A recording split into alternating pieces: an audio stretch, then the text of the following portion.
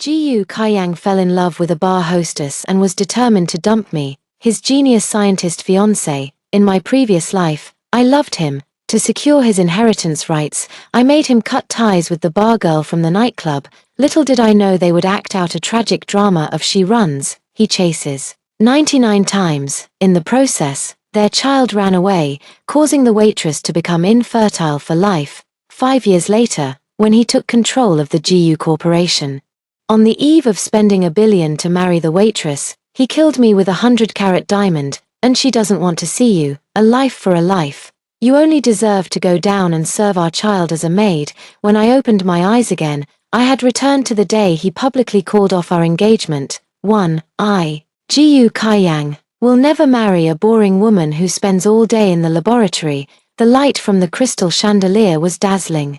And Jiyu Qian's voice echoed through every corner of the banquet hall via the microphone. He stood on the stage, pointing at me, his lips curled in undisguised disgust and contempt. The one I love is Anshi. She is pure and kind, like a dodder plant that needs to be cared for, not you, Sheng Anxian, a so-called genius who is cold and only deals with data and test tubes. Behind him stood Lin Anshi, the woman in a white dress with red-rimmed eyes, pitifully clutching the hem of his clothes, the woman who sold drinks at the mesmerized nightclub, the one who haunted his dreams. The audience instantly erupted into an uproar. Sheng Anxian, that scientific research genius from the Sheng family, not even as good as a woman who sells drinks. TSK, I heard she worked for months on Jiyu Qian's new energy project, almost going blind from exhaustion, and in the end, he's just average looking, always wearing a stern face. How could he compare to Lin He when it comes to social grace? Men, after all, prefer someone who understands them. The Sheng family has truly lost all face this time. Countless gazes, filled with pity, disdain, or schadenfreude, pierced through me like needles. I stood there, still holding the champagne I had prepared to celebrate the project's success, my fingertips icy cold.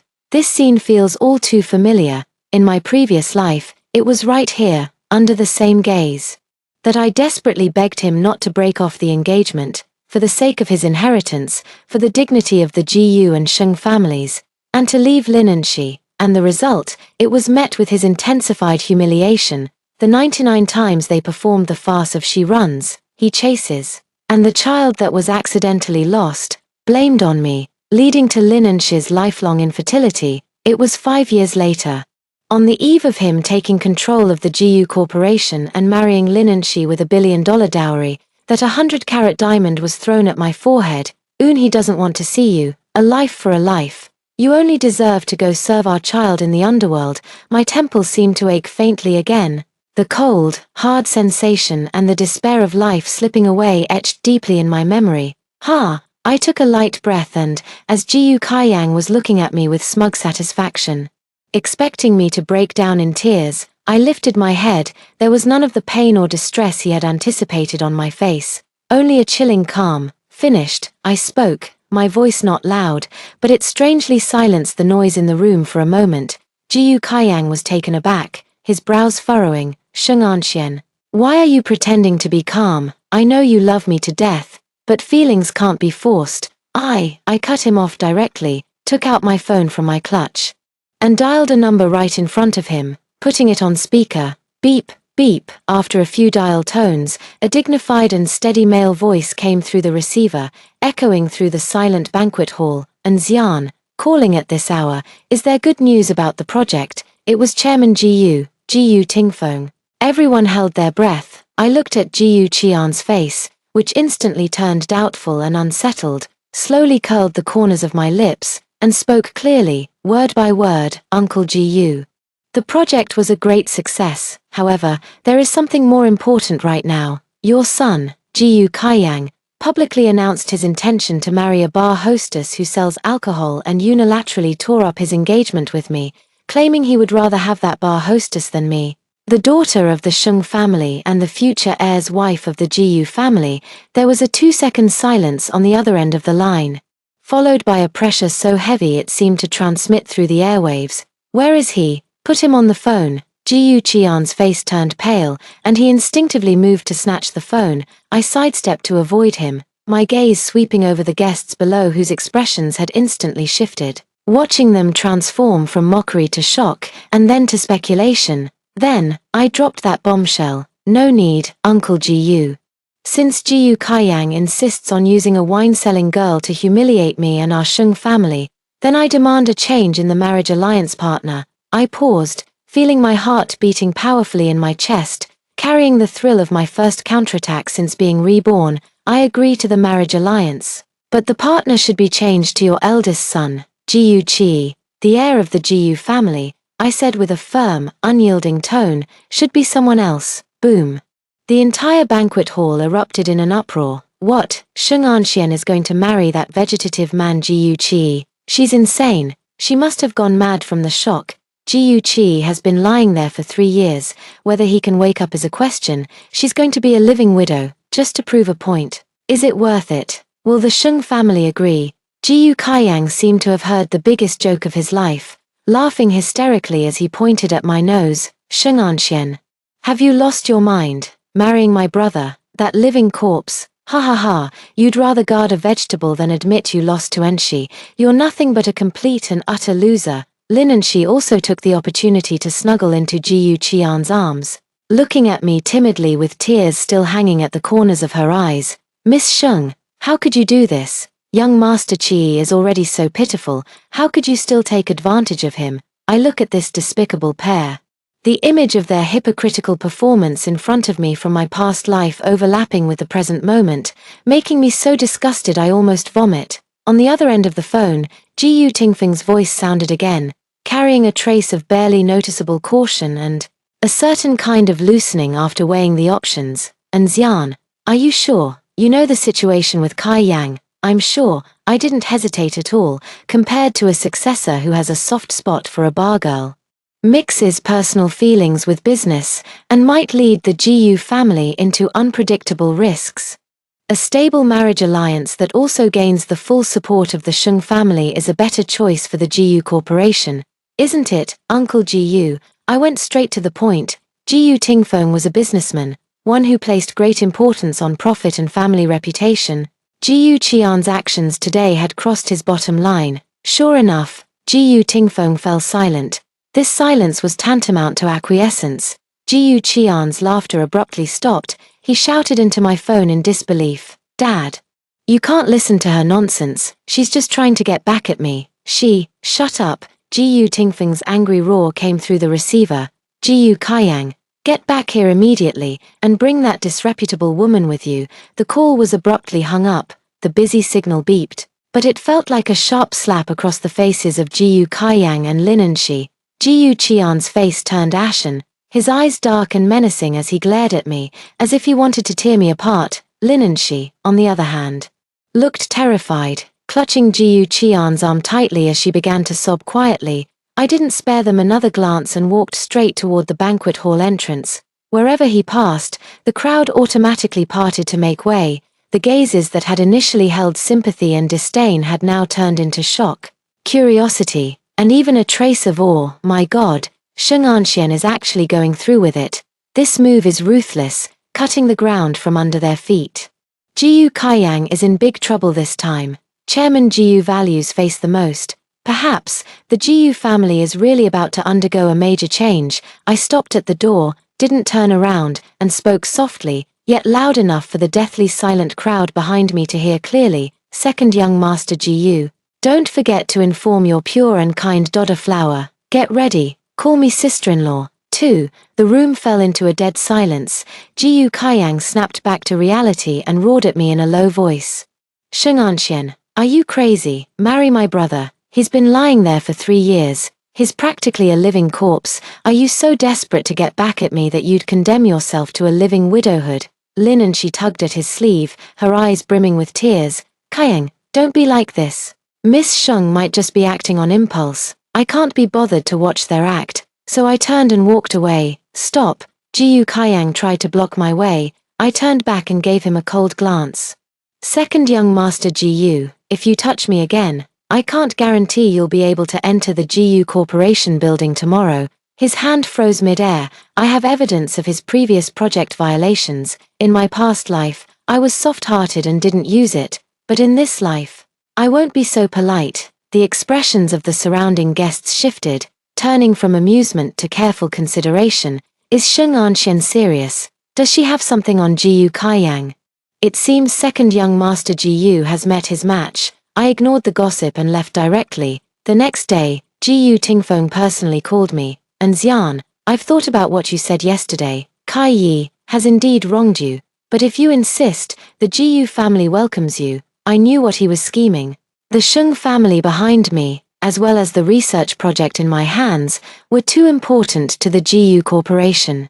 Trading a vegetative son for a powerful ally and stable inheritance rights. He was making a profit. I don't feel wronged, Uncle Jiyu, I said, but I have two conditions. First, after Jiyu Qi and I get married, all the shares and assets under his name will be managed by me. Second, Jiyu Kaiyang must leave the core of the group and go to an overseas branch. He is not to return to the country unless summoned. There was a brief silence on the other end of the line. Got it. After hanging up the phone, I smiled. Jiyu Tingfeng was indeed ruthless enough. For the sake of profit, he would abandon his younger son without a second thought. The news spread, causing an uproar. Jiyu Kaiyang rushed to my house, his eyes bloodshot. Sheng Anxian, you're ruthless. You want to exile me. You're dreaming. I sat on the sofa, leisurely flipping through Jiyu Qi's medical report. It's not exile, it's giving you a chance to fly away with your true love. What, you're not willing? Or are you reluctant to part with the Jiyu family's wealth and luxury? He choked, his face turning pale and then ashen. Lin and she also followed and stood behind him, speaking in a fragile voice. Miss Sheng, please let Kai Yang go, it's all my fault. I lifted my eyes, my gaze sharp as a knife. Of course it's your fault. What else could it be? Her face paled, and she looked on the verge of tears. And one more thing, I added, from now on, please call me MS Sheng, or the eldest young mistress. Jiyu Kaiyang trembled with rage, pointing at me. Do you think marrying my brother will help you take me down? Let me tell you, as long as I'm in the Jiyu Corporation, don't even think about gloating. Is that so? I chuckled lightly. Then you'd better make the most of your time and take a few more good looks at the Jiyu Corporation building. Next Monday, you'll be reporting to the African branch. What? Jiyu Kaiyang completely lost control. Impossible, my father wouldn't. The transfer order has already been issued, I interrupted him. Chairman Jiyu personally signed it. Do you need me to fax you a copy to see? He froze in place, as if all his strength had been drained. Lin and she also panicked, clutching him tightly. Kaiyang, Africa, I'm not going, it's so chaotic there. I'm so scared. Watching this pair of star-crossed lovers clinging to each other, I couldn't help but feel a sense of irony. Don't want to go, I raised an eyebrow. That's fine too. If you announce right now that you're giving up all inheritance rights from the Jiyu family, sever ties with the Jiyu family, and take your true love to work as laborist on a construction site, I'll immediately help you withdraw the transfer order. Jiyu Kaiyang stared at me fiercely, his lips trembling, unable to utter a single word. Of course he couldn't say it. How could he possibly give up the wealth and status of the Jiyu family? It seems your love still needs money to sustain it. I stood up and issued the order to leave. Take care on your way out, don't bother seeing yourselves off. There are a lot of mosquitoes in Africa. Remember to bring mosquito repellent. Jiyu Kaiyang was pulled away by Lin Enshi, who was crying. Not long after they left, I received a call from the butler of the Jiyu family's old residence. Miss Sheng, the eldest young master. His finger just moved a moment ago. I held the phone, my heart suddenly leaping. Jiyu Qi, are you going to wake up? It was a full 2 months earlier than in my previous life. It seems my rebirth has truly changed some things. 3. A week later, Chu Yi and Jiyu Qi's wedding was held quietly. Jiyu Kaiyang was still forced onto a plane to Africa, with Lin and she tearfully following along. At the wedding venue, only Jiyu Tingfeng and a few family elders were present. I stood by the unconscious Jiyu Qian's bedside in my wedding dress and completed the ceremony. No one had high hopes for this marriage, and everyone was waiting to see how long I, the auspicious bride, would last. On the 3rd day after the wedding, I moved into Jiyu Qi's villa and took full charge of his affairs. His private lawyer and medical team were initially wary of me, but I quickly won them over with my precise business judgment and an understanding of Jiyu Qi's condition that far exceeded the norm. I reviewed the last project Jiu Chi had handled before falling into a coma, the acquisition of a highly promising but currently deadlocked piece of land. In my previous life, Jiu Kaiyang had managed to secure this difficult deal and win the board's favor by tricking me into revealing the follow-up plan. Now, he has nothing to do with it. I gathered the project team, worked several consecutive all-nighters, revised the plan, and personally met with key figures. The resistance was immense, with many paying lip service while secretly waiting to see me fail. Madam, the other party's representative is very difficult to deal with. They're refusing to budge. I've heard that the second young master has been remotely contacting them from Africa, trying to cut us off. I set down my coffee cup, my eyes turning cold. Tell them I will personally go over tomorrow at 3 p.m. Additionally, anonymously send evidence of Jiu Qian's private contact with the other party and his promises of improper benefits to Chairman Jiu. The assistant was taken aback but immediately complied. The next day, I arrived punctually at the negotiation meeting room. The other party's representative was arrogant and raised all sorts of difficulties. Miss Sheng, it's not that I'm being unreasonable, but the terms offered by your GU Corporation really lack sincerity. I directly turned on the projector and pulled up a document. Mr. Zhong, that piece of land in the east of the city that you've been holding onto for 5 years, the planning approval still hasn't come through, has it? His expression shifted slightly. What if I told you that next month, the new subway plan will be announced, and it just so happens to pass right by your land? I smiled faintly and pulled up another set of data. Also, your company's financial report from last quarter seems to have some minor issues. Would you like me to put in a good word for you in front of the Securities Regulatory Commission? Sweat beaded on his forehead, and his confidence instantly deflated. Miss Sheng, what do you mean by this? It means, either sign this contract according to my terms, and we can all prosper together harmoniously, or, I retract my smile, my gaze sharpening.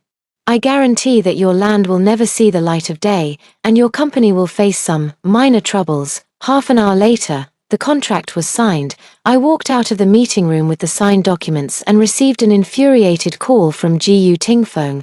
That bastard Jiu Kaiyang. How dare he pull such a stunt behind my back? And Xian, thank goodness for you this time. Just doing my job, Dad, I said calmly, after hanging up the phone.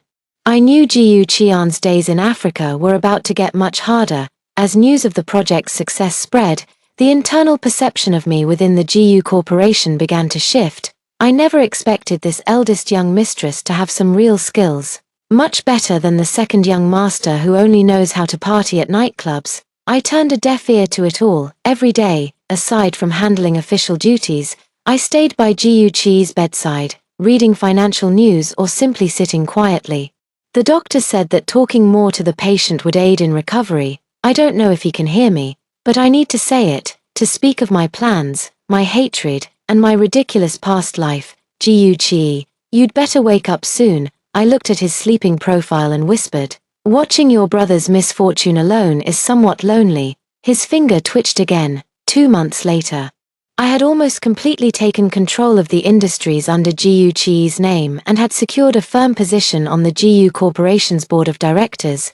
Jiu Kaiyang was struggling in Africa, and every time he tried to return to the country, I blocked him. Lin and she couldn't bear the hardship and started posting vague, pitiful content on social media, implying that I had forced them to leave. The trolls started stirring up trouble, accusing me of being a usurper with a malicious heart. I immediately had my lawyer send a warning letter to her email, along with a few transaction records of her going on a shopping spree in Africa using Jiu Qian's supplementary card. Miss Lin, if you continue to spout nonsense online, the next thing you'll receive in the mail will be a court summons. She instantly fell silent. Just when I thought Jiu Qi would be asleep for a while longer, one late night, while I was handling documents in the study, I received a panicked call from the caregiver. Madam, the young master, he opened his eyes, the pen in my hand dropped onto the desk. When I rushed to the hospital room, the doctor was conducting an examination. Jiu Qi was leaning against the headboard, his face pale, but his eyes unusually clear and sharp. Carrying the confusion and scrutiny of someone who had just woken up, he scanned everyone in the room and finally, his gaze settled on me. He looked at me for a long time, so long that the air almost froze. Then he slightly furrowed his brow, his voice hoarse and low from long disuse. Who are you? I stood at the doorway of the hospital room, a few steps away, meeting his eyes that were sharp despite having just woken up. The air grew still, the doctor and the nurse not daring to breathe. Who am I? I sneered inwardly. But on the surface, I picked up the water glass beside me, walked naturally to the bedside, and handed it to him. Fiancé, I said, looking at him and clearly enunciating each word. Your legal wife, currently managing all the assets under your name, and the one who just sent your useless younger brother and his beloved bartender girlfriend packing to Africa. His hand, holding the water glass, paused mid-air, the scrutiny in his eyes instantly turning into shock. Followed by a deeper inquiry. Jiu Kaiyang went to Africa. His voice was hoarse, filled with disbelief. Dad personally signed the transfer order, I said calmly, as if commenting on the weather. He humiliated both the Gu and Sheng families in front of the entire city's elite by breaking off the engagement for a wine cellar. He had to pay some price. Jiu Qi leaned against the headboard, slowly sipping water, but his gaze remained fixed on my face, as if trying to see right through me. You did it. This wasn't a question, but a statement. The main credit goes to your brother and the touching love story with his true love. I curled my lips slightly. I just gave it a little push. He didn't speak, and the only sound in the hospital room was his soft drinking. After a long while, he put down the water cup. How long have I been asleep? 3 years and 4 months. I gave the precise number. He closed his eyes briefly, and when he opened them again, they held a cold, sober clarity. 5. How is the company doing now? The Dongcheng plot you were focused on before your coma has been secured. The core data for the new energy project your brother was in charge of is with me, and it's currently stalled. A few old foxes on the board are getting restless. But for now, we can still keep them in check, I reported succinctly, as if giving a work update. A flicker of surprise crossed his eyes. He clearly hadn't expected me to be so well informed about the situation. He began, but the door to the hospital room was suddenly flung open. Jiu Tingfeng rushed in, his face full of excitement. Chi, you're really awake. What did the doctor say? It should have been a touching father-son reunion, but Jiu Chi merely gave a faint nod. Dad, his gaze immediately returned to me, carrying an unmistakable intensity. I want to know everything that's happened in the past 3 years, the details. Jiu Tingfeng finally noticed me, his expression complex, with a hint of barely perceptible wariness. And Xian has indeed been quite helpful during this period. Jiu Chi responded. Still looking at me. From now on, you report to me. A commanding tone. I raised an eyebrow. Indeed, the eldest son of the Jiu family. Even after lying in bed for 3 years, he's not someone to be trifled with upon waking up. All right, I met his gaze, but before the report, there's something that needs to be dealt with first. I took out my tablet, pulled up a surveillance video, and handed it to Jiu Chi. In the footage, Jiu Kaiyang was in the Africa branch office, angrily hissing at the person on the other end of the video call. I don't care what it takes. You must sabotage that project. I won't let that woman Fiancé have her way, and find a way to get me back. Jiu Chi watched the video, his expression gradually darkening. Jiu Tingfeng leaned in to look and immediately flew into a rage. That bastard, incorrigible till the end. I calmly took back the tablet. Dad. Since Jiu Kaiyang is openly harming the group's interests and attempting to disrupt domestic operations, how should he be dealt with according to company regulations? Jiu Tingfeng's face turned ashen. Jiu Chi lifted his eyes, their depths unfathomable. His voice carried the weakness of someone just awakened, yet each word was icy cold. Revoke all his positions in the overseas branch, freeze all credit cards and dividend accounts under his name, without my permission. He is not allowed to step outside the overseas branch even half a step. He looked at me, his gaze sharp as a knife. Madam, what do you think? I smiled slightly, knowing this was his first test since waking up, and also a show of authority. I spoke slowly, meeting his intense gaze. We can add one more point. Forward the evidence of his attempts to sabotage the project to all members of the board of directors. A faint glimmer of something akin to admiration flashed in Jiu Chi's eyes. Approved. Each word was spoken with resounding force. Jiu Tingfeng opened his mouth, but in the end, said nothing. I know, Jiyu Kaiyang is completely finished. On the very first day his elder brother woke up, he was nailed to the pillar of shame. When the news reached Africa, Jiyu Kaiyang smashed his office in a fit of rage. Lin and she called from overseas, sobbing and wailing, her voice shrill. Sheng Anxian, you venomous woman. Are you trying to drive us to our deaths? I simply held the phone away from my ear, waiting for her to finish howling before speaking coldly. Miss Lin, instead of barking here, why not think about how to use your pure and kind charm to persuade your man to work hard on the construction site in Africa and support you? After all his cards are frozen now. From the other end of the phone came Jiyu Qian's furious roar and the sound of things shattering. I hung up the phone, feeling quite pleased. 6. Jiyu Qi's recovery speed was astonishingly fast. In less than half a month, he was already able to walk on his own. Although his face was still pale, the oppressive aura of someone long accustomed to being in power had fully returned. He began taking over some of the core business matters I had been handling on his behalf, executing them with swift and decisive measures, even more ruthless than before his coma. The old foxes on the board, who had been watching from the sidelines and even secretly passing information to Jiyu Kaiyang, immediately sensed the shift in the wind. They quickly tucked their tails between their legs, and the frequency of their attempts to curry favor with me noticeably increased. I was more than happy to step back and hand over most of the authority, only holding firmly onto the new energy project and the lifeline of Jiyu Qi's personal assets. This was stipulated in our prenuptial agreement and the foundation of my security and survival. That day, I had just finished a video conference with Jiyu Qi, finalizing the plan for the final cleanup of Jiyu Qian's remaining forces, when the internal phone rang. The secretary sounded a bit nervous. President Sheng, the front desk downstairs says, MS, Lin and she is insisting on seeing you and says she won't leave until she does. She's attracted quite a few reporters. I raised an eyebrow. Jiyu Qian's cards have been frozen. Is she getting restless? Let her come up. A few minutes later, Lin she burst into my office, looking haggard and completely devoid of the pitiable, delicate flower image she had maintained in the banquet hall. Her eyes were red and swollen as she pointed at me and started yelling, Sheng Anxian, haven't you done enough harm to Kai Yang? He's in Africa now, sick and without money to see a doctor. How can you be so vicious? I leaned back in my chair, leisurely twirling a pen. He's sick, so why come to me? Go find his true love. Weren't you the one who kept saying you love him and are willing to sacrifice everything for him? Now's your chance to prove it. Sell blood or sell a kidney, it's up to you. She trembled with rage. If you hadn't frozen his cards, how could he not even have money for medical treatment? I picked up her words with a cold laugh. Lin and she, cut the act. Jiyu Qian's base salary at the African branch is more than enough for him to live comfortably there. Whether he squandered it all himself or you spent it on luxury goods, you know the truth in your heart. Her face turned pale, and her eyes darted around nervously. I couldn't be bothered to waste more words on her and directly pressed the intercom. Security, please escort Miss Lin out. From now on, she is not allowed into the building without an appointment.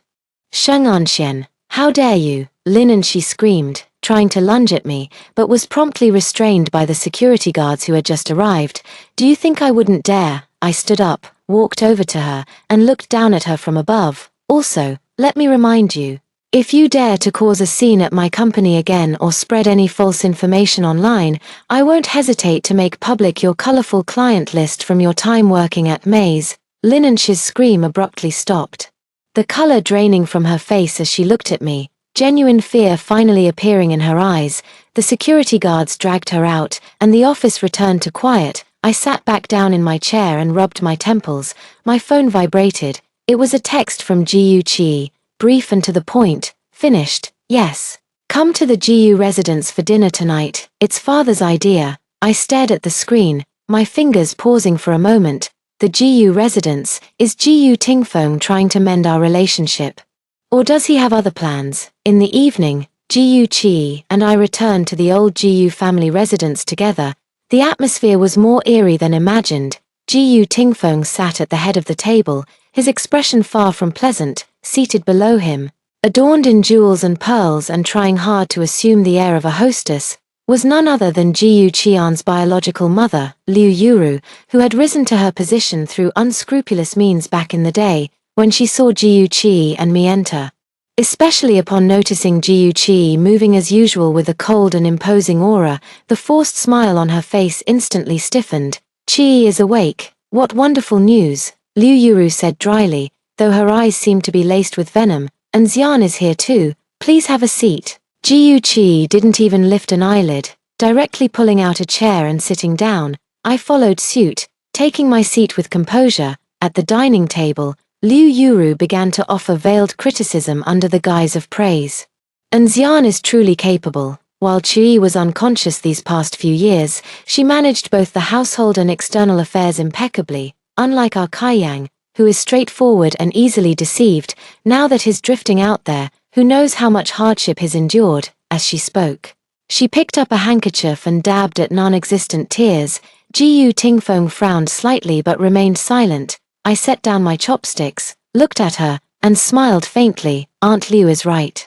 Jiyu Kaiyang is indeed easily deceived. However, it seems the one who deceived him wasn't anyone else, but that pure and kind-hearted, true love of his, Miss Lin Enshi, who had close relationships with countless customers while selling drinks at the nightclub."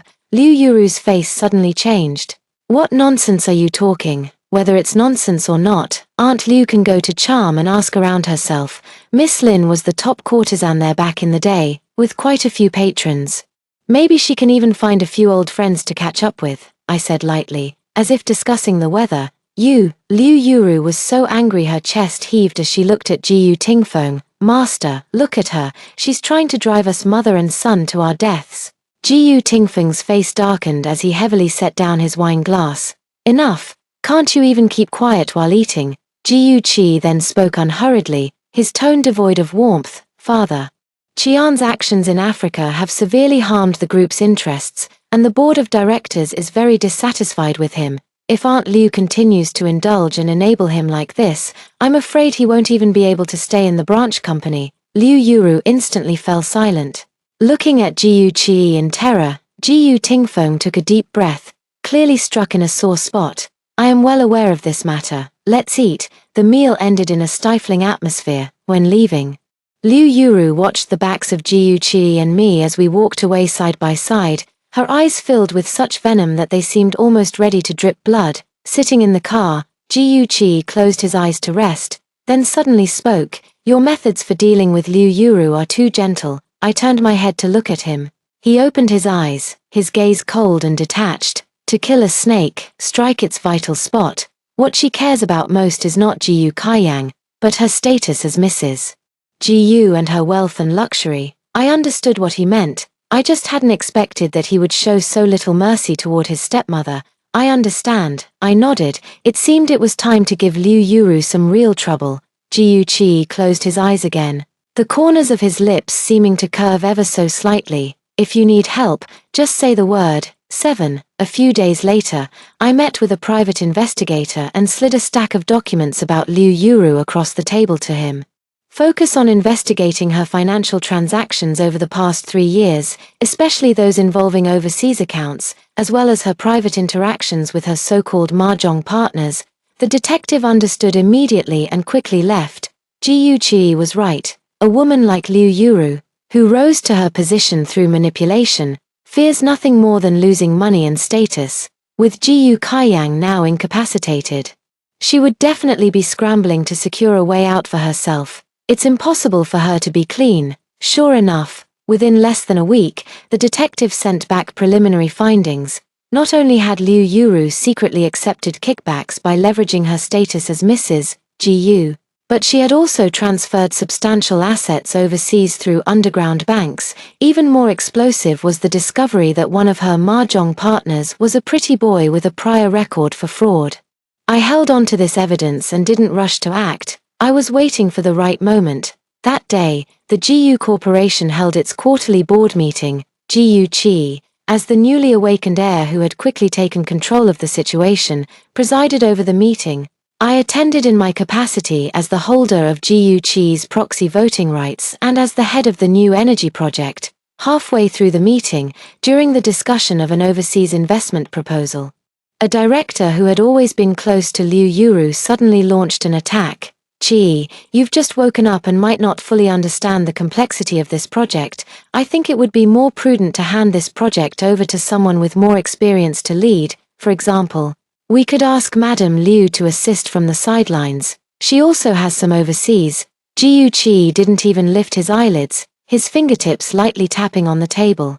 I immediately understood and directly interrupted the director. Director Li, when you say experience, are you referring to the experience of Mrs. Liu secretly manipulating through your nephew's company last year and taking 50 million in kickbacks?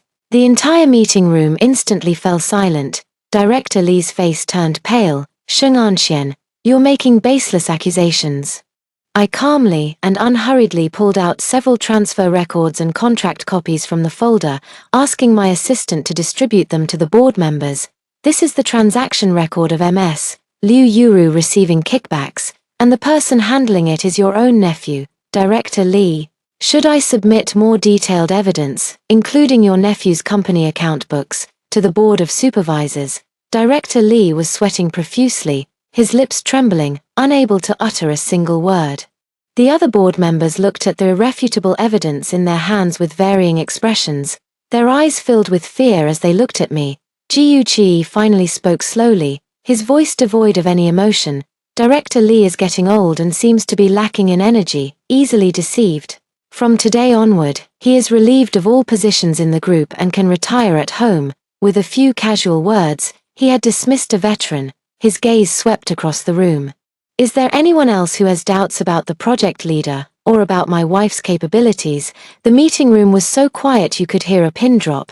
No one dared to utter another word. I know, Jiu Qi is using my hand to establish his authority, and at the same time, he is declaring to everyone that Sheng Anxian is the person he protects. After the meeting ended, I returned to my office, and Jiu Qi followed me in. Quick action, he commented. You gave good advice, I said.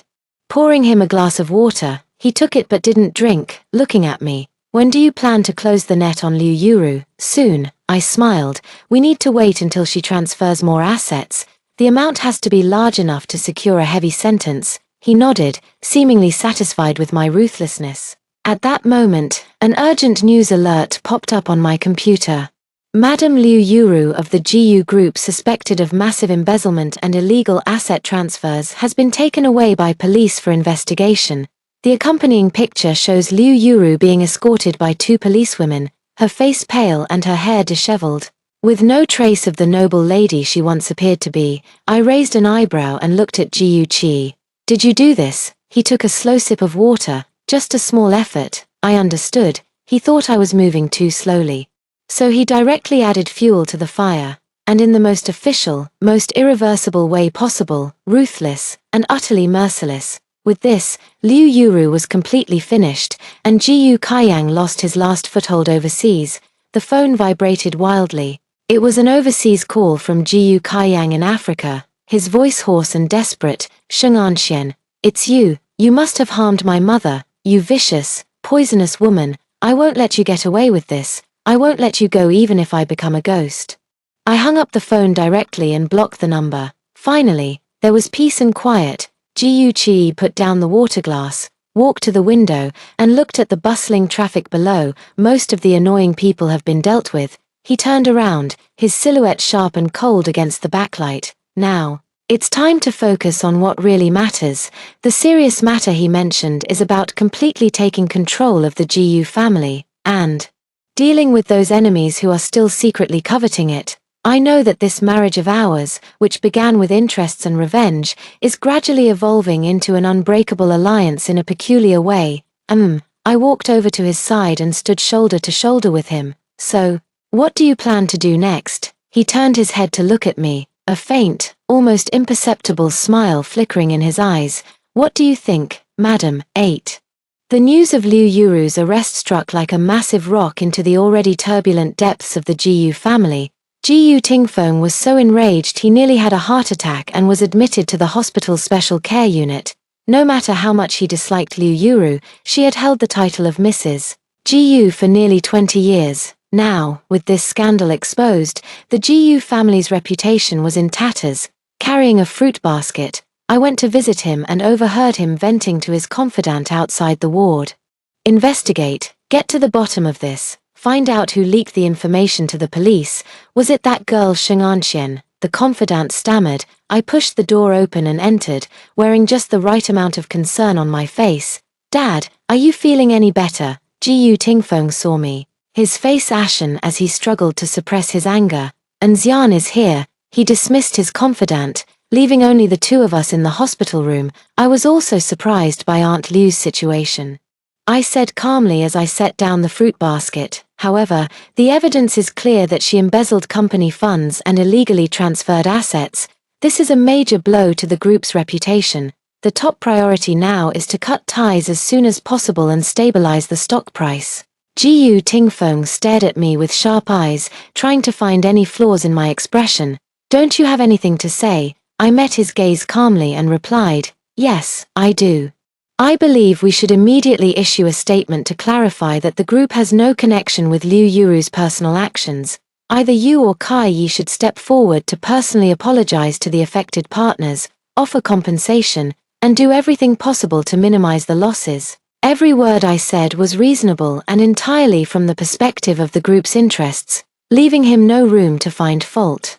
Gu Tingfeng remained silent for a long moment before finally waving his hand wearily. Do as you said, let Kai Yi handle it. All right, Dad, you rest well. I turned and left, and the moment I closed the door, a cold smile curled at the corners of my mouth. Cutting ties, apologizing. This is only the beginning. Gu Qi acted faster than I had imagined. He swiftly issued a statement severing ties, personally met with the heads of several major partners, and with a firm yet tactful approach, quickly stabilized the situation. Those on the board who had initially voiced some criticism fell completely silent in the face of his powerful control. The GU Corporation, like a large ship, after a brief period of turbulence, steadily sailed into the course charted by Gu Qi at the helm.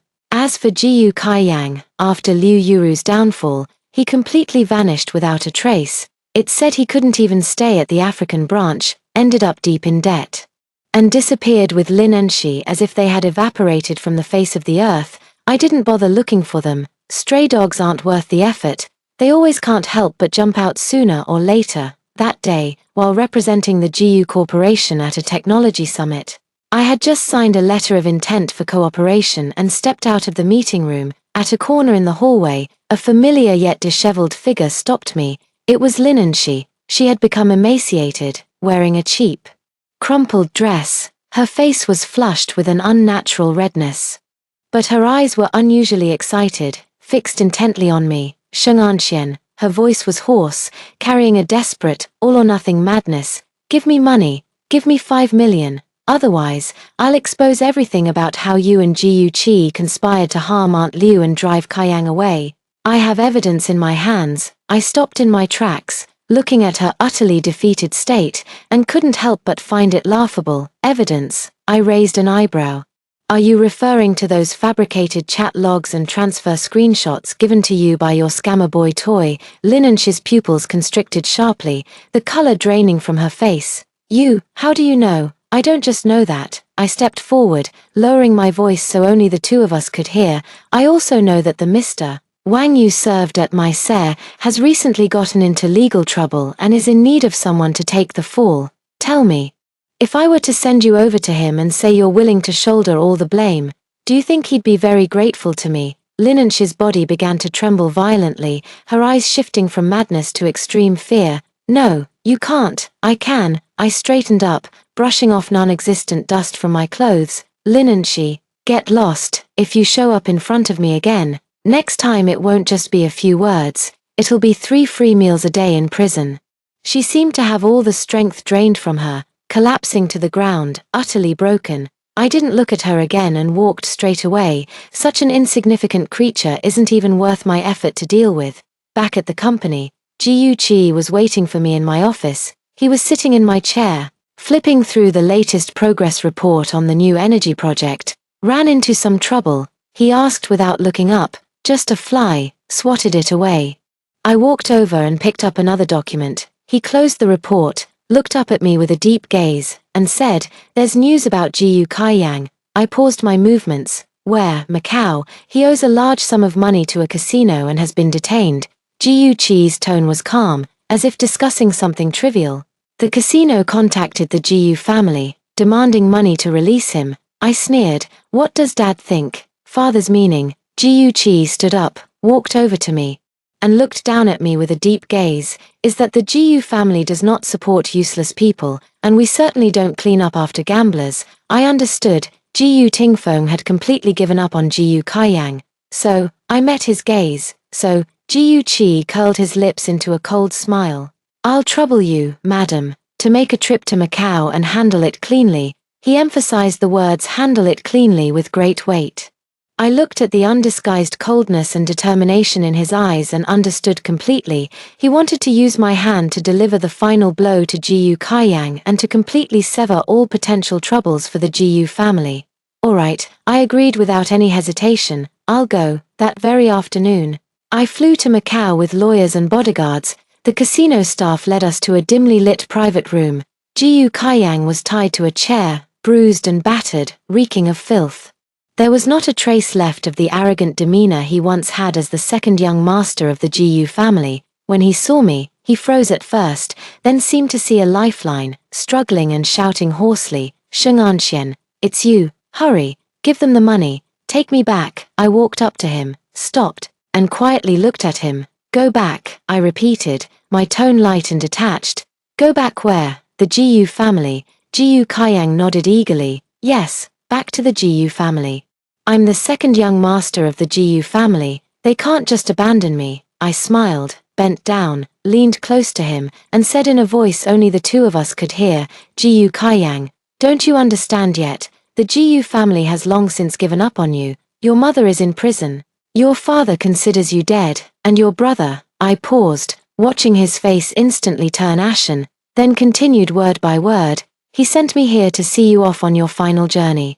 Jiu Qian's pupils constricted sharply as he shook his head frantically. "No, impossible, you're lying to me. Dad wouldn't abandon me, and neither would my brother. Gambling debts, 80 million. I straightened up, pulling out a document and throwing it in front of him. "Sign this. Renounce all inheritance rights to the Jiu family, and the debts will be cleared. The casino will let you go." It was a gratuitous equity transfer agreement and a declaration of inheritance rights waiver. Jiu Kaiyang stared at those papers as if they were venomous snakes, shrinking back abruptly. "I won't sign. Don't even think about it. Not signing." I raised an eyebrow and gave a meaningful glance to the casino manager beside me.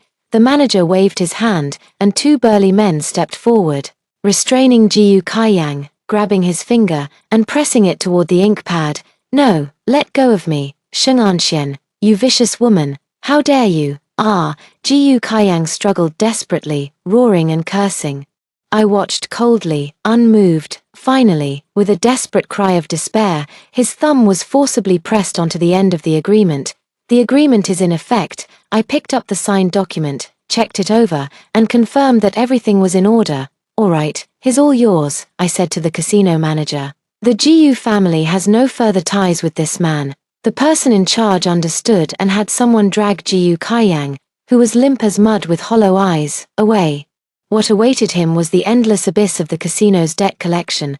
I turned around and left this place filled with a decaying atmosphere. Stepping out of the casino, the neon lights of Macau's night were particularly glaring. My phone rang. It was a text from Jiu Chi with just one word, "Deal." I replied with a single word, "Approved." From this moment on, the name Jiu Kaiyang was completely erased from the Jiu family registry. 9. Returning to Haicheng. The Jiu Corporation had already undergone a complete transformation.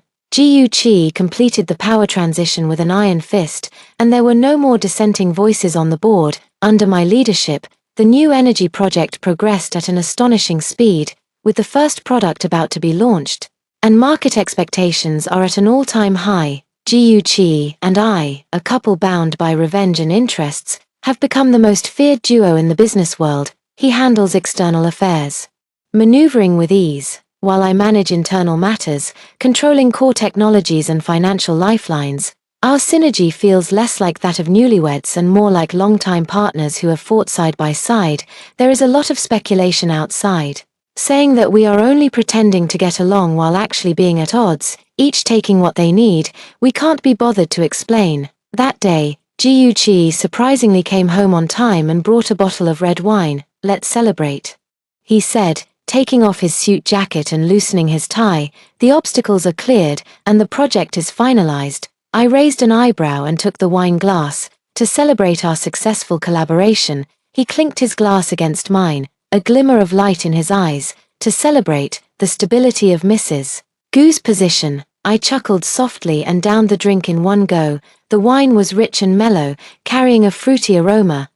She has been found, he suddenly said. I swirled my glass, not particularly concerned. Is she still alive? She's in some small Southeast Asian country, contracted an illness, has no money for treatment, and is on her last legs, Ji said in a flat tone. She sent someone to pass on a message, wanting to see you one last time. She said she has a secret about your parents to tell you. My parents? My hand holding the wine glass paused slightly. My parents passed away unexpectedly during an academic expedition in their early years, which has always been a topic the Sheng family rarely brings up. How would Lin and she know about this? Do you think it's a trap? I asked, 99% sure. Ji looked at me. Are you going or not? I remained silent for a moment, finishing the last of the wine in my glass. Go. Even if there's only a 1% chance, I have to find out. Moreover, I want to see with my own eyes what this once delicate white lotus has withered into. Ji didn't stop me. I'll arrange for someone to go with you. 3 days later, I arrived with my bodyguard in a humid, dilapidated border town in Southeast Asia. In a small clinic reeking of mold and disinfectant, I met Lin. She lay on a grimy hospital bed, emaciated and gaunt, her face sallow with deeply sunken eyes. Her once proud long hair was now dry and straw-like. When she saw me, a final glimmer of light sparked in her dull eyes as she struggled to sit up. You came. Her voice was hoarse, like a broken bellows. I stood by the bed, keeping my distance from her, expressionless. Speak. The secret about my parents. Lin. She coughed violently, gasping for breath, a strange and malicious smile spreading across her face. Sheng, do you think you've won? Do you know, your parents back then didn't die accidentally? My heart sank abruptly, my nails digging into my palms. Explain clearly. It was Ji. Her words were intermittent, her breath weak. It was Ji Tingfeng. He was afraid your father's research results would threaten the Ji Corporation. So, before she could finish her words, another wave of heart-wrenching coughs seized her, and she suddenly spat out a mouthful of black blood, splattering it onto the filthy bedsheet. I stared at her intently. Where's the evidence? Lin's eyes began to lose focus, a look of vengeful satisfaction on her face. The evidence is long gone. Haha, Sheng, you're just a pitiful worm, helping your enemy build an empire. Her voice grew fainter and fainter until, finally, her head tilted to the side, and she completely stopped breathing. His eyes were still open, frozen with endless resentment and a hint of mockery. I stood in place, the clinic's foul odor filling my nostrils. Lin's final words slithering into my ears like a venomous snake. Ji Tingfeng killed my parents. Is it possible? Killing for commercial gain. A huge shock made my stomach churn. I forced myself to calm down. I couldn't fully believe Lin's words. Before she died, she just wanted to drag me down with her and disturb my peace of mind.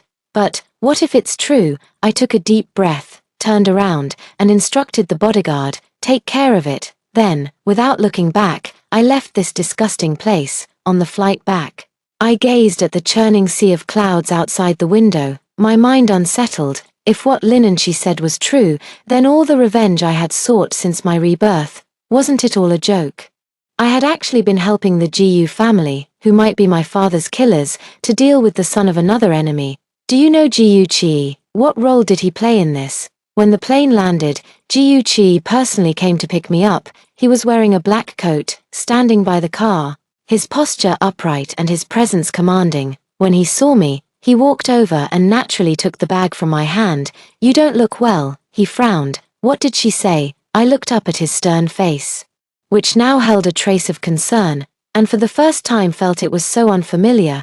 I opened my mouth to ask but swallowed the words back. It wasn't the right time yet. Without evidence, Acting rashly would only put me at a disadvantage. Nothing. I lowered my eyes, hiding the turbulent emotions within.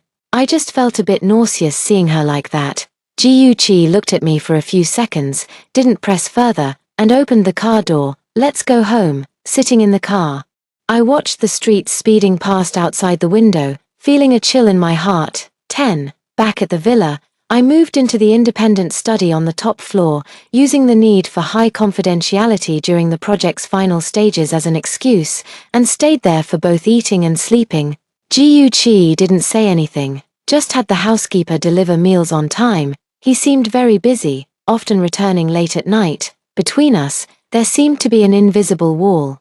I began to investigate quietly and discreetly. My parents were top materials scientists. Back then, a national research project they led ended up competing with the core business of the GU family during a critical phase. Not long after, they had an accidental fall off a cliff during a field survey. The official conclusion was equipment failure. I used the Sheng family's connections and the access Ji Yuqi gave me to quietly retrieve the accident report from that year, as well as the confidential files from the GU Corporation during that period. The report was flawlessly written. However, among the GU Corporation's files, a copy of a board meeting minutes marked as destroyed caught my attention. It vaguely mentioned the need to properly handle the potential threat brought by the Sheng family's project, with the date of the document being just 1 week before my parents' accident. Properly handle. My heart sank little by little. It's not enough to serve as evidence, but the implication is too obvious. I need something more concrete. I remembered an old safe left by my parents, which had always been kept at the Sheng family's old house. I couldn't open it when I was a child, and later I forgot about it. Maybe there are clues inside. I made an excuse to return to the Sheng family, sent everyone away, and used the password I knew combined with my mother's birthday. After countless attempts, finally, with a click, the safe opened. Inside, aside from some old photos and jewelry, there was only a thick, leather-bound notebook. It was my father's experiment diary. With trembling hands, I opened it. The first pages were filled with complex formulas and data. Until the last few pages. March 15th, Gu Tingfeng visited today with an aggressive attitude, demanding that we halt the project or share the core data. What a pipe dream. This project concerns the national economy and people's livelihood. How could it be reduced to a tool for capitalists to profit from? March 18th, equipment inspection revealed traces of deliberate sabotage again. Reporting it to the police yielded no results. Is it the GU Corporation? Are they truly so lawless? March 22nd. Someone is following us. Yueru, my mother, is very frightened. I have backed up the critical data and hidden it. The diary ends abruptly here. Where is it hidden? The following pages have been torn out. I collapsed onto the floor, my entire body cold, although there is no direct evidence. The contents of my father's diary and Lin Enchi's final words corroborate each other. Gu Tingfeng, it really is him. For the sake of profit, he actually went so far as to commit such a cruel act. An overwhelming hatred instantly consumed me, 1,000 times more intense than when I learned of Gu Kaiyang and Lin Enchi's betrayal. I carefully put away the diary, erased all traces, and left the Sheng family. Returning to the villa, I locked myself in the study. The immense grief and hatred nearly tore me apart. I had been reborn with the sole purpose of taking revenge on Gu Kaiyang and Lin Enchi. But I never expected that the true enemy had been sitting high above all along, and I had even called him Dad. That evening, Ji Yuqi knocked on the door. Come out and eat. I took a deep breath, suppressed all my emotions, and opened the door. He stood at the doorway, frowning slightly. You haven't been yourself lately. The project is stressful. I avoided his gaze and walked towards the dining room. The dining table was quiet. He suddenly spoke up. Before you went to Macau, you asked me if I knew what Lin Enchi was going to say. My hand holding the chopsticks paused, and I looked up at him. His gaze was calm, yet scrutinizing. What exactly did she say? My heart was pounding wildly in my chest. Was he testing me, or did he truly not know? I put down my chopsticks, looked directly into his eyes, and said word by word. She said that my parents' deaths were not an accident. Ji Yuqi's pupils contracted almost imperceptibly.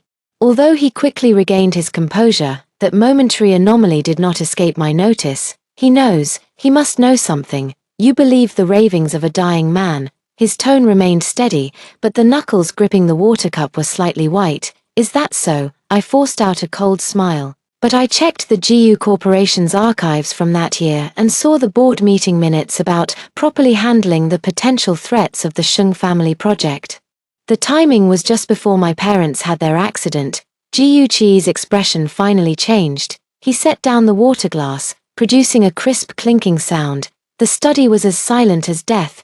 We stood facing each other across the dining table, the air seeming to freeze into ice. After a long while, he slowly stood up, his tall figure bringing an intense sense of oppression. Sheng Anxian. His voice was low, carrying a warning. Knowing too much about some things won't do you any good. I looked up at him, not backing down. So, it's true, GU Tingfeng killed my parents. And you knew, and possibly, were involved. I spoke the last few words with great difficulty. GU Chi's eyes were as deep as the ocean, swirling with complex emotions I couldn't decipher. He neither admitted nor denied it. The GU family ship is already in our hands. He walked around the dining table, came before me, leaned down with his hands on the back of my chair, trapping me between him and the table.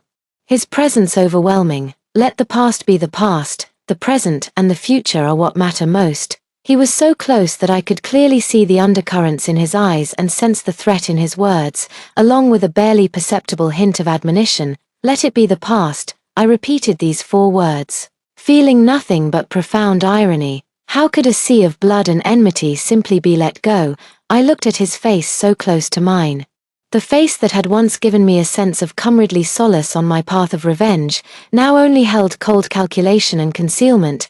I pushed him away abruptly and stood up. GU Chi, don't lump me together with you. I stared at him, enunciating each word clearly with a resolute chill. I don't care for your ship. From today onward, our cooperation is terminated. 11. After completely breaking with GU Chi, I moved out of the GU family villa and into a discreet apartment under the Sheng family's name. The new energy project was nearing its final stages. This was my most crucial bargaining chip, using the need for absolute quiet to make the final breakthrough as my reason. I cut off all external contact, including GU Chi. I know he's looking for me, through phone calls, text messages, and even by having people stationed at the Sheng family's old residence and downstairs at my company. But I avoided seeing him. I needed time, needed to sort out my thoughts, and, more importantly, needed to find evidence that could strike a fatal blow. Just as I was overwhelmed with anxiety, an unexpected person contacted me. She was GU Chi's former personal assistant, Su Man, a woman of outstanding ability and delicate beauty, who voluntarily resigned shortly after GU Chi fell into a coma. I had vaguely sensed something subtle between her and GU Chi. But at the time, I didn't look into it further. She arranged to meet me at an extremely secluded cafe. Miss Sheng, or should I call you Mrs. GU? Su Man stirred her coffee, her smile gentle, but with a hint of sharpness in her eyes that was hard to detect.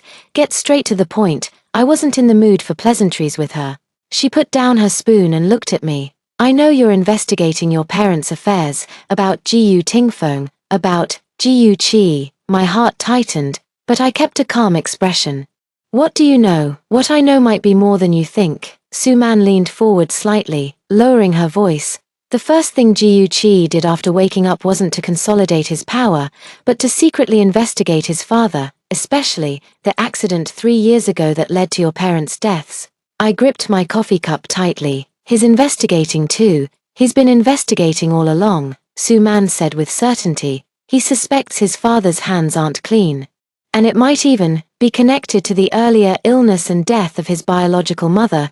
GU Chi's biological mother died of illness when he was 10 years old. Shortly after, Liu Yuru brought GU Kaiyang into the household. Could it be? An even more terrifying conjecture surfaced in my mind. Why did he tell you all this? I stared at Su Man. Su Man lowered her eyelashes, revealing a bitter smile. Because, in a way, he and I are alike. My father was once GU Tingfeng's right-hand man and one of the few who knew about your parents' project.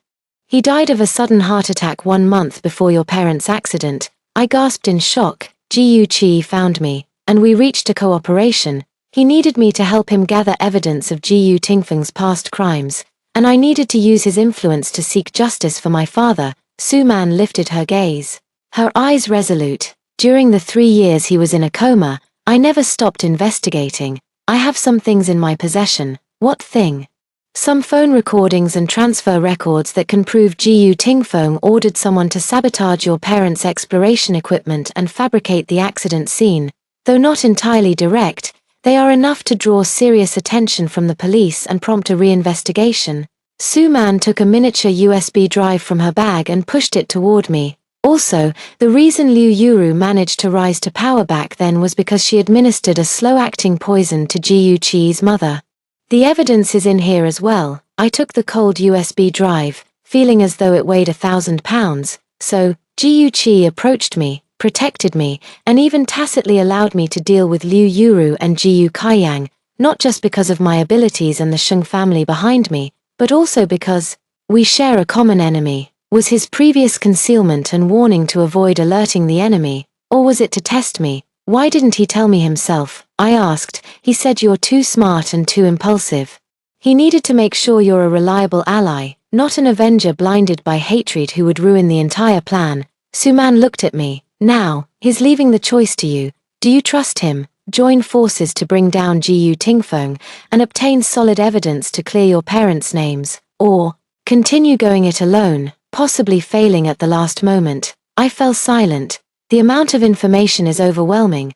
I need time to process it. If Suman is telling the truth, then Jiyu Qi's scheming is truly terrifying. How much of his feelings toward me are genuine, and how much are fake? I need to think it over, I said, putting away the USB drive. Of course. Suman stood up. However, Miss Sheng, time is running out.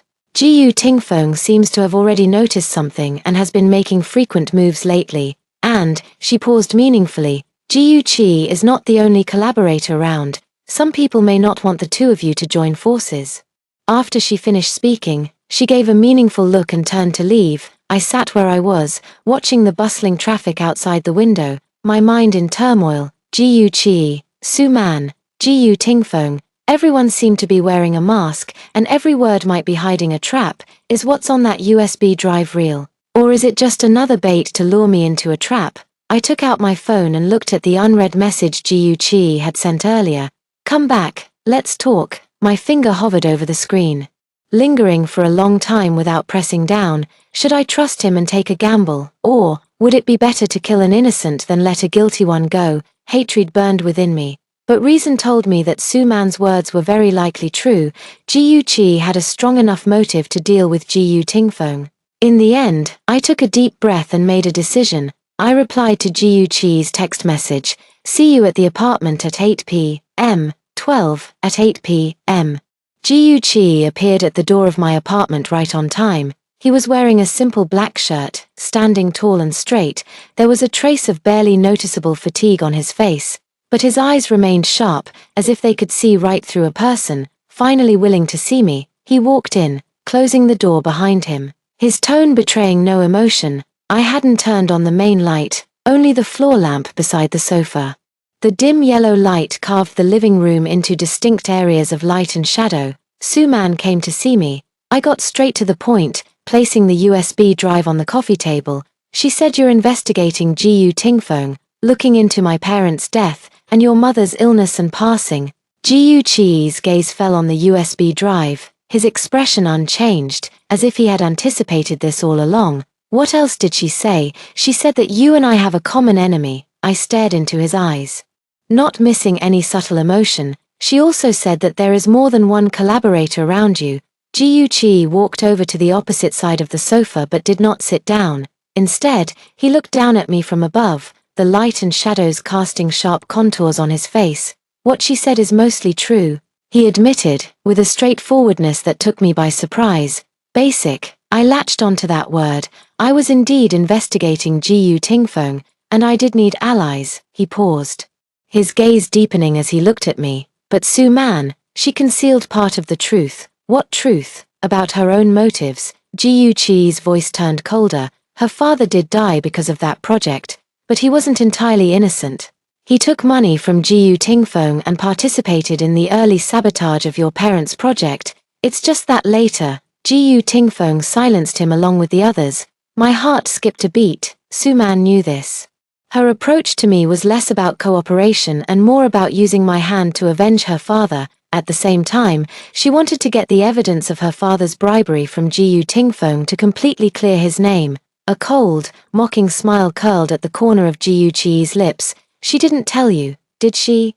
That her father was the one initially bribed by Jiyu Tingfeng to tamper with your parents' equipment. A chill ran down my spine. Su Man, she actually harbored such deep schemes. What about you? I suppressed the storm of emotions inside me and stared him down. How much have you been hiding from me? And who is this so-called more than one collaborator of yours? Jiyu Qi fell silent for a moment, as if weighing his words. At that very moment, his phone rang at an inopportune time. He glanced at the caller ID, his brow furrowing almost imperceptibly, and he hung up directly. But then, my phone also rang. It was an unfamiliar number. A sense of foreboding seized me. I pressed the answer button and heard a deliberately hushed, tearful young man's voice. Is this Miss Sheng Anxian? Please save my mother. I'm Jiyu Qi's son. My mother is Bai Wei. Jiyu Tingfeng. Jiyu Tingfeng is trying to silence us. Jiyu Qi's son. I suddenly looked up at Jiyu Qi. He had clearly heard the content of the call as well, his face instantly turning extremely pale, a flicker of something I had never seen before in his eyes. Panic. Where are you? I steadied myself and asked into the phone. We're at the abandoned chemical plant in the western suburbs.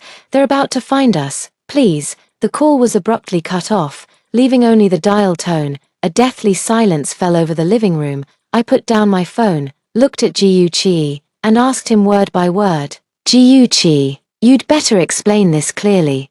Who is Bai Wei, and what's the deal with this son? Jiyu Qi closed his eyes briefly, and when he opened them again, his gaze was filled with a cold, resolute determination. Bai Wei was my college sweetheart, he said in a low voice, with a barely noticeable hint of hoarseness. After we broke up, she found out she was pregnant and gave birth to the child. She's been hiding from the Jiyu family all this time, raising the child on her own. Does Jiyu Tingfeng know about their existence? I pressed further. I didn't know before. Jiyu Qi's eyes turned gloomy. But recently, he might have found out. He's afraid that the existence of this illegitimate child will affect my value and his marriage alliance with the Sheng family. So, he wants to silence me. I looked at him and suddenly felt an overwhelming sense of irony. So that's how it is. No wonder he kept me at arm's length before. No wonder he tacitly allowed all my actions. No wonder Su Man said he had more than one collaborator by his side. He protected me, partly because we had a common enemy in Jiyu Tingfeng, but more likely, he wanted to use the Sheng family's influence and my status as Mrs. Jiyu to restrain Jiyu Tingfeng, buying time and space for the woman and child he truly cared about. And I, Sheng Anxian, the so-called scientific genius, the so-called queen of revenge, from beginning to end, was nothing more than a useful pawn on his chessboard. Or perhaps even a shield. An overwhelming sense of humiliation and betrayal nearly drowned me, making me feel even more suffocated than when I learned the truth about my parents' deaths. I looked at him and suddenly let out a low laugh, the sound filled with desolation and self-mockery. Jiyu Qi, you really have a clever plan. I stood up, walked over to him, and looked up at his cold, handsome face, using me to draw Jiyu Tingfeng's firepower, protecting you and your beloved illegitimate child. Once Jiyu Tingfeng is taken down, you'll just kick me aside and reunite with your old flame and your family. I raised my hand and forcefully poked his chest, my fingertips icy cold. What do you take me for? Jiyu Qi grabbed my wrist with great force, his expression complicated. Sheng Anxian. Things aren't what you think. Then what are they? I abruptly shook off his hand, took a step back, my gaze completely cold, as if frosted over. Jiyu Qi, I'm telling you, our cooperation ends here. Jiyu Tingfeng, I will deal with you personally. As for you, I looked at him, word by word, with a bone-chilling coldness, and that illegitimate son of yours who can't see the light of day, you'd better pray you don't fall into my hands. After saying that, I turned around, picked up the car keys and that USB drive, and rushed out of the apartment without looking back. The night wind was biting, cutting across my face like a knife. I got into the car, started the engine, and floored the accelerator. The car shot into the night like an arrow released from its bow. Destination: the abandoned chemical plant in the western suburbs. I wasn't going to save his white moonlight or his illegitimate child. I was going to see for myself what kind of person Jiu Chi had gone to such great lengths to protect. More importantly, I need to get the evidence of Jiu Tingfeng killing to silence someone. 13. West Suburb, abandoned chemical plant. The rusted steel framework resembled the skeleton of a giant beast under the pale moonlight. As the night wind howled eerily through the broken window openings, I parked the car in the distant shadows and slipped in silently. The air was thick with the pungent smell of rust and chemical reagents. From the depths of the factory building came muffled sobs and rough shouts. "Damn woman, still hiding, hand over that little bastard. Please, spare the child, he has nothing to do with the GU family." A woman's trembling plea. Following the sound, I hid behind a pile of discarded machinery and saw the situation inside. A plainly dressed woman, her face pale but still bearing traces of her former delicate features, tightly shielded a boy of about 7 or 8 years old. The boy was so frightened that his face had turned ashen, and he clung desperately to the hem of his mother's clothes. Facing them were 3 men dressed in black suits, their faces fierce and menacing.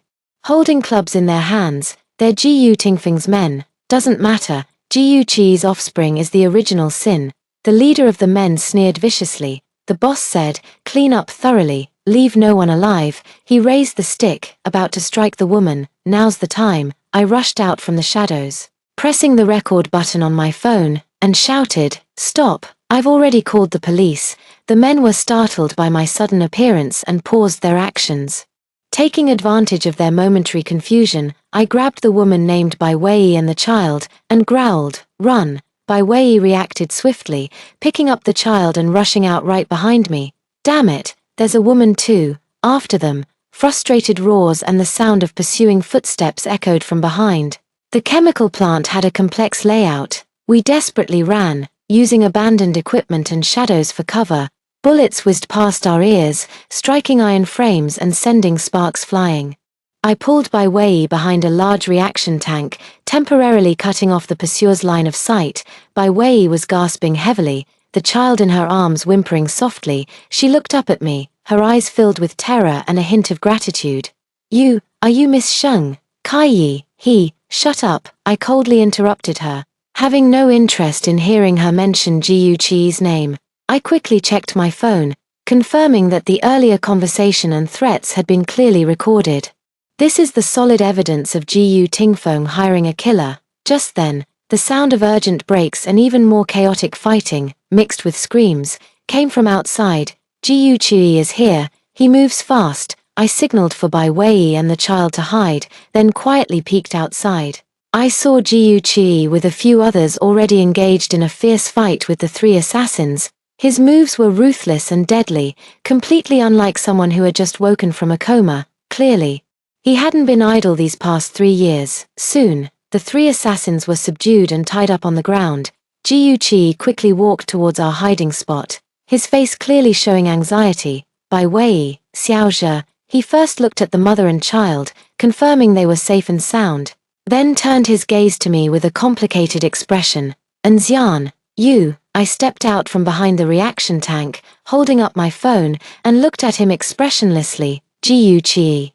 No need to act anymore. Jiu Tingfeng hired a killer, and the evidence is solid. You protect your woman and child, I'll get my revenge. We're even." He frowned deeply. "It's not what you think. Bai Wei and I have long." "I don't care," I snapped, cutting him off. I uploaded the recording back up to the cloud, then stuffed my phone back into my pocket. "Take your people and get out of here, now." I turned to leave this disgusting place. "Sheng'anxian," Jiu Chi called out from behind me, his voice tinged with suppressed anger. "Do you have to be like this?" I stopped in my tracks but didn't turn around. "Jiu Chi. From the moment you decided to use me, we could only ever be enemies." With that said, I strode away without ever looking back at the apartment. I immediately contacted my most trusted lawyer and the core members of the Sheng family, submitting the recorded evidence along with other incriminating evidence against Jiu Tingfeng from the USB drive. Prosecute Jiu Tingfeng for intentional homicide, commercial fraud, illegal asset transfers. pursue every single charge to the fullest extent. The lawyer looked at the thick stack of documents with a grave expression. Miss Sheng, this evidence is enough to put him behind bars for life, however. It might implicate the GU Corporation, and even Mr. GU Chi. I sneered. What does the life or death of the GU family have to do with me? As for GU Chi, I paused, the image of him protecting Bai Wei and her child flashing before my eyes, my heart feeling as if pricked by a needle. Handle it according to the law. The next day, GU Tingfeng was taken away by the police directly from his office on the top floor of the GU Group. The news exploded like a bombshell, instantly setting the entire city abuzz. GU Group Chairman GU Tingfeng suspected of multiple felonies and arrested. Shocking turn of events in a wealthy family. The GU Empire on the brink of collapse. Former business tycoon, actually a murderer. Public opinion is in an uproar. GU Group's stock price hit the limit down at market opening, causing complete chaos. I sat in the office, watching the news footage of GU Tingfeng being escorted into a police car in a sorry state. There was no sense of satisfaction in my heart, only a cold numbness. My parents' revenge was finally accomplished. But why does my heart still feel so empty? My phone rang. It was GU Chi. I hung up directly and blocked her. A few minutes later, the office door was flung open violently. GU Chi stood at the doorway, radiating a fierce aura, his eyes bloodshot. Sheng'anxian, are you satisfied now? His voice was hoarse, carrying a bone-chilling coldness. I looked up, gazing at him calmly. President GU, this is the Sheng family's territory. Please leave. He stepped closer, the overwhelming pressure almost suffocating, bringing down GU Tingfeng and ruining the GU Corporation. Is this the outcome you wanted? This is what your GU family deserves. I stood up, confronting him. Including you, GU Chi, for using me, deceiving me. I haven't settled this score with you yet. He suddenly grabbed my wrist with such force that it felt like he was about to crush my bones. I never intended to hurt you. Let go. I struggled with all my might but couldn't break free. GU Tingfeng has fallen. The GU Corporation is finished. What's next? He moved closer, his breath hitting my face. Are you going to spare neither me nor Xiaozhe? Xiaozhe, the name of that illegitimate child. Seeing the undisguised protectiveness in his eyes, the last trace of ridiculous affection in my heart was completely extinguished. That depends on whether you stand in my way, I said coldly. GU Chi stared at me intently, his gaze as if he wanted to skin me alive and break my bones. After a long while, he suddenly laughed, a cold and cruel smile. Good, very good, Sheng'anxian. Since that's the case, don't blame me. He abruptly released me, turned around, and strode away. I watched his back disappear through the doorway, then slowly slumped back into the chair, feeling cold all over. I knew there was no longer any room for reconciliation between GU Chi and me. What follows will be a fight to the death. What I didn't know was that shortly after GU Chi left, a piece of negative news about me quietly climbed to the top of the trending searches. Shocking. The mastermind behind the collapse of the GU family is actually the heiress of the Sheng family, willing to frame and harm others to seize power. Accompanying the post were blurry photos of me and GU Chi confronting each other outside the chemical plant, along with some carefully edited and taken out of context so-called evidence. 14. GU Chi's counterattack was indeed swift and dirty. The trending topic that slandered me was pushed to the top with the help of capital, and both hired trolls and uninformed netizens began to launch an overwhelming wave of online abuse against me. Some even started doxing my address and harassing my family. The stock price of Shengshe Group was also affected and began to fall. Several old-timers on the board who had long been dissatisfied with my rapid rise began to stir, applying pressure both openly and behind the scenes. As I watched this familiar manipulation of public opinion, a cold, mocking smile rose from the depths of my heart, truly a chip off the old block. Just as despicable as GU Tingfeng and GU Kaiyang, but I was no longer the Sheng'anxian of my past life, who only knew how to endure in silence. I immediately summoned the public relations and legal departments of the Sheng Corporation to convene an emergency meeting. First, in the name of the Sheng Group and myself, issue the strongest possible legal letters, sue all the rumor-mongering marketing accounts and the leaders of the paid trolls. The list has already been compiled by the technical department. and not a single one will be missed. Second, contact all our media partners and release the official details of Jiyu Tingfeng's arrest, along with some evidence of his years of illegal operations, tax evasion, and even involvement with organized crime. Let's muddy the waters. Third, I turn to the head of the technical department. Release the gift package I had you prepare earlier using anonymous IPs, in stages and in batches. The head of the technical department understood immediately and nodded firmly. After the meeting, I sat alone in my office, looking out at the gloomy sky. My phone vibrated on the desk with abusive text messages from several unknown numbers. I deleted and blocked each one without any change in expression. Jiyu Qi, you want to use public opinion to crush me?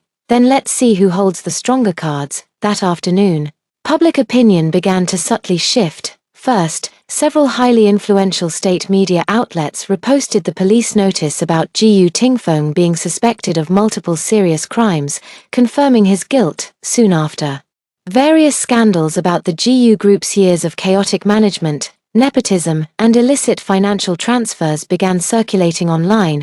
These included absurd incidents during Jiyu Qian's tenure and details of how Liu Yuru exploited her status as Mrs. Jiyu to amass wealth. Public attention began to shift. So the Jiyu family is this rotten, corrupt from the very roots. Looking at it this way, Sheng Anxian might really have been forced to retaliate. Is Jiyu Qi jumping out now to sling mud because he wants to shift the blame? However, this was just the appetizer. Late at night, when most netizens were preparing to rest, an encrypted forum suddenly exploded with several shocking revelations, spreading at an astonishing speed to major social media platforms. The first one, Jiyu Qi's love child confirmed, the identity of the birth mother, Bai Wei, exposed. Not some pure first love, but a scheming woman who climbed into bed using tricks back in the day. Attached were photos of Bai Wei frequenting nightclubs in her early years and being intimate with different men, as well as chat records of her privately contacting paparazzi in an attempt to expose the child's identity and demand a huge sum of hush money. The second one, Jiyu Qi joining forces with stepmother Liu Yuru, is the 3-year coma and awakening real or fake? An in-depth expose of the eldest young master of the Jiyu family's path to seizing power. It provided a detailed timeline analysis of Jiyu Qi's series of actions after awakening, hinting that he had long been colluding with Liu Yuru, and might have even faked his coma, all to eliminate Jiyu Tingfeng and Jiyu Kaiyang in one fell swoop and monopolize the Jiyu Corporation. Although direct evidence was lacking, the analysis was reasonable and well-founded, highly inflammatory. Third, the true face of the devoted husband, Jiyu Qi's secret overseas accounts exposed. Mystery surrounds huge fund flows. Several offshore accounts linked to Jiyu Qi were disclosed, along with records of large fund transfers, with the timing coinciding around his awakening, sparking speculation. With these 3 bombshells dropped, the entire internet exploded. Oh my god, so much information. Jiyu Qi is no good either, illegitimate child, schemer, and transferring assets. This family, from the old to the young, is full of rotten people. So Sheng Anxian is the biggest victim, tricked into marriage and used by this father and son pair. No wonder she fought back. Anyone would go crazy in that situation. Public opinion instantly reversed. Those who had cursed me most viciously before were now sympathizing with me and supporting me with equal fervor. The filth Jiyu Qi tried to splash on me came back to haunt him tenfold, 100-fold. I watched the comments scrolling on the computer screen, expressionlessly closed the laptop. Can't handle it already, Jiyu Qi. This is just the beginning. The next day, I made a high-profile appearance at the Sheng Group's press conference, facing the array of cameras and flashing lights. I was dressed in a sharp black suit, with impeccable makeup and an all-out commanding presence. First of all, regarding the recent false statements circulating online about me and the Sheng Group. Our legal department has fully initiated legal proceedings. We will pursue this matter to the end and will not tolerate any wrongdoing. My voice was clear and resolute. Secondly, I hereby officially announce that the Sheng Group will completely terminate all cooperation with the Jiyu Group. We have also initiated proceedings to hold the Jiyu Group accountable for their overdue payments and breach of contract. The reporters in the audience erupted in an uproar. Miss Sheng, your marital relationship with Mr. Jiyu Qi, I directly interrupted the question and raised my left hand, where the ring finger was bare. My marriage to Mr. Ji began as an elaborately planned deception. My gaze swept across the room, filled with icy mockery, now that the truth has come to light. This farce should come to an end. I have already entrusted a lawyer to file for divorce in court. As for Mr. Gu and his mistress and illegitimate child, I paused, my tone dripping with scorn. I wish them a lifetime together, bound forever. With that, I turned and walked away decisively, ignoring the media frenzy erupting behind me. The press conference was remarkably effective. Shun Corporation's stock halted its decline and rebounded, and my resolute and firm stance won market approval. Meanwhile, the Gu family was plunged into utter turmoil. Their stock hit consecutive limit downs, partners terminated contracts one after another, banks called in loans, and internal employees grew panicked, sparking a wave of resignations. Gu was overwhelmed and tried to stabilize the situation, but faced with the overwhelming decline and endless scandals, it was already beyond redemption. Just then, I received an unexpected package. 15. Inside were a stack of photos and a paternity test report. In the photos were Jiyu Kaiyang and Lin Enshi. They had actually sneaked back to the country and were hiding in a dirty, chaotic urban village. Both of them looked haggard, fighting and insulting each other over money, appearing completely deranged. And that paternity test report showed that the child Lin Enshi had aborted back then had no blood relation to Jiyu Kaiyang. As I looked at the report, I suddenly remembered the flicker in Lin Enshi's eyes in my past life when she tearfully complained to Jiyu Kaiyang after the abortion. So that's how it is. What a clever trick of substitution. She had no idea who the father of the child was. Or even if she knew it wasn't his, she still tried to pin it on Jiyu Kaiyang. But by some twist of fate, the miscarriage ended up solidifying the accusation that I forced her to her death. I let out a cold laugh and anonymously sent this gift to Liu Yuru, who was still in prison hoping her son would rescue her. It is said that after seeing it, Liu Yuru howled like a madwoman all night in prison and went completely insane. As for Jiyu Kaiyang and Lin Enshi, I just accidentally revealed their hiding spot to a few loan sharks. Later, I heard that Jiyu Kaiyang had one of his legs broken by the debt collectors and was thrown out of the urban village along with Lin Enshi, ending up as beggars on the streets, fighting each other bloody over a mouthful of spoiled food. They hate each other, torment each other, struggling in the mud, unable to live and unable to die. This brings me more satisfaction than simply killing them outright. After dealing with these scum, I poured all my energy into the final push of the new energy project. This achievement belongs entirely to me, Sheng Anxian, and has nothing to do with the Jiyu family anymore. The project was a huge success. On the day of the launch, Sheng Corporation's stock price soared. I stood under the spotlight, receiving everyone's attention and praise. I know, I have firmly established myself. I am no longer someone's daughter, someone's fiancé, someone's wife. I am just Sheng Anxian. After the press conference, I met Jiyu Qi, who had come uninvited, in the backstage lounge. He had lost a lot of weight, his suit hanging loosely on him, with heavy exhaustion and defeat in his eyes. The former pride and aloofness of the eldest son of the Jiyu family were long gone. Anxian, his voice was hoarse, carrying a hint of pleading. Let's talk, Mr. Jiyu, there's nothing left for us to discuss. I sat in front of the dressing mirror, leisurely removing my earrings, not even bothering to spare him a glance. The Jiyu family is finished, I admit it. He walked up behind me, looking at my cold reflection in the mirror. I'm the one who wronged you, used you, kept things from you, but I have no feelings left for Bai Wei. And I had no idea about Xiaozhi's existence before. I did what I did only to protect the child. After all, he's innocent. I let out a scornful laugh and finally met his gaze through the mirror. Jiyu Qi, save your hypocritical act. Your Jiyu family is rotten to the core.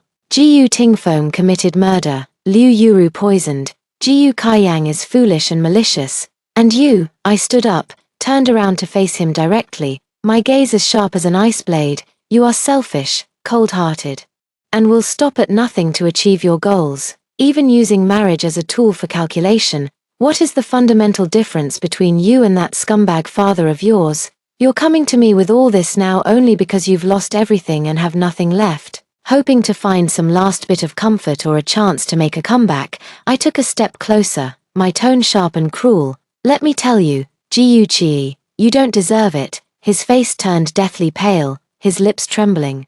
As if my merciless words had pierced him to the core. I truly, he tried to defend himself. "Really what?" I interrupted him, my eyes filled with disgust. "Really had feelings for me. Don't say such disgusting things. Your sincerity is even more worthless than your father's money and your brother's brains." I picked up my handbag and prepared to leave. "Sheng-An-Xian," he roared behind me, with a final trace of unwillingness and despair. "Do you have to be so heartless?" I paused in my steps, slowly turned around, and looked at his bloodshot eyes, feeling nothing but absurdity. "Ruthless." I repeated the word as if hearing the biggest joke in the world. "Ji-Yu-Chi, you're talking to me about feelings. Are you even worthy?" He took a step forward, trying to grab my arm, his tone carrying an almost obsessive urgency. "Yes, I used you. I hid things from you. But we were married after all. Do you think any other man would dare take you after leaving me, Sheng-An-Xian? Your reputation precedes you, ruthless and cunning. What wealthy family would dare marry a woman like you?" I looked at him, at the deeply ingrained arrogance and prejudice rooted in feudal patriarchy in his eyes, as if staring at a pile of nauseating mud. In this day and age, he still thinks divorce is a stain on a woman, that I need to rely on a man, need to be wanted. The last shred of patience in my heart was exhausted. I abruptly raised my hand, slap, and delivered a resounding slap across his face, cutting off the foolish words he had yet to finish. Ji-Yu-Chi was struck so hard that his head snapped to the side, and a clear red handprint instantly appeared on his cheek, covering his face. He stared at me in disbelief, as though I had committed some unforgivable offense. "Ji-Yu-Chi." I shook my slightly numb wrist, my voice cold enough to freeze ice shards. "Put away your disgusting feudal mindset. I, Sheng-An-Xian, have never been anyone's appendage." I took a step forward, staring directly into his astonished eyes, and hammered each word clearly into his ears. "Do you think I agreed to the marriage alliance back then because I loved you, or because the Sheng family needed the Ji-Yu family? I'm telling you, neither. If it weren't for leveraging the Ji-Yu family's influence to bring down Ji-Yu Tingfeng faster and uncover the truth about my parents, with the kind of rotten-to-the-core scum your Ji-Yu family is, would you even be worthy of having your name tied to mine, Sheng-An-Xian?" "Marriage," I let out a scornful laugh, my eyes filled with utter contempt and disgust. "That has always been a burden to me, a tool, never something I sought after. Now that the tool has served its purpose, it's time to discard the burden." Ji-Yu-Chi stood frozen in place, his face shifting from red to pale, then from pale to ashen. It was as if he were truly seeing me for the first time. His eyes filled with immense shock and a kind of confusion, as if his beliefs had crumbled. The laughable notions he clung to for his last shred of dignity, about marriage and the value of women, were utterly shattered by my words. His lips trembled, but not a single word came out. Watching him in this disheartened state, I felt not a single ripple of emotion, only complete and utter disgust. "Ji-Yu-Chi, don't ever appear before me again. Seeing you only makes me sick." 16. Later, I heard that Ji-Yu-Chi was having a very hard time. With the bankruptcy and liquidation of the Ji-Yu family, he was saddled with astronomical debts. The once high and mighty eldest son of the Ji-Yu family had to sell everything he could, including the old house left by his mother, which he had once cherished deeply, just to barely cover part of the debt. He tried to make a comeback, seeking help from all the friends he used to call brothers. But when the tree falls, the monkeys scatter. And when the wall collapses, everyone pushes it down. No one is willing to get involved in his mess, and even fewer dare to risk offending me or the currently thriving Sheng Corporation by helping him. He had to start from the very bottom, working for small companies or taking on scattered projects. But he was used to giving orders, and his innate arrogance and aristocratic air that clashed with his surroundings led him to hit walls everywhere.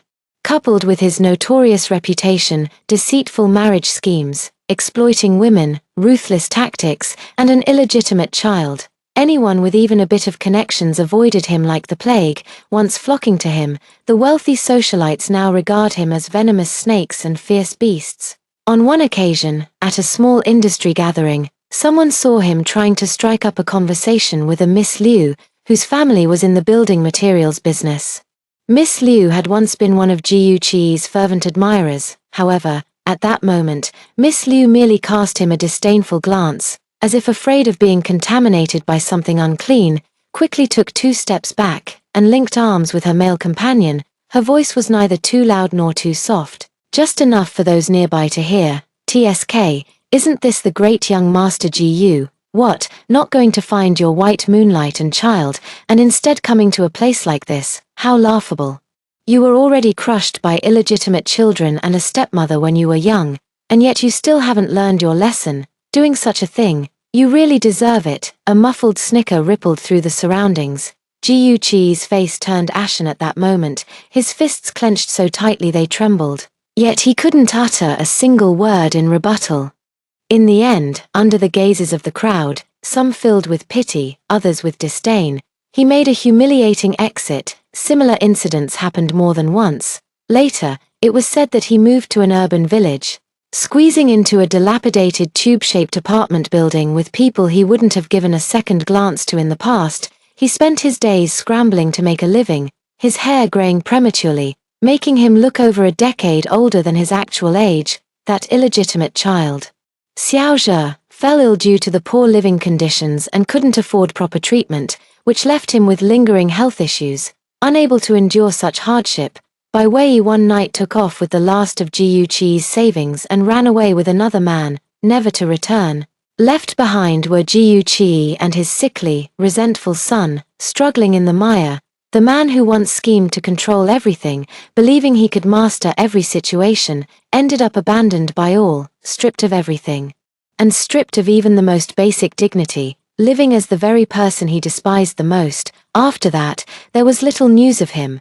Perhaps it's lingering in obscurity in some forgotten corner, or perhaps, who cares, occasionally. When I come across reports about the Sheng family or myself in financial news, I even have a moment of daze, remembering that there was once such a person, but that's all there is to it. He has long been left far behind me, becoming a trivial, even somewhat tainted footnote in my glorious life. It's not even worth mentioning. The end.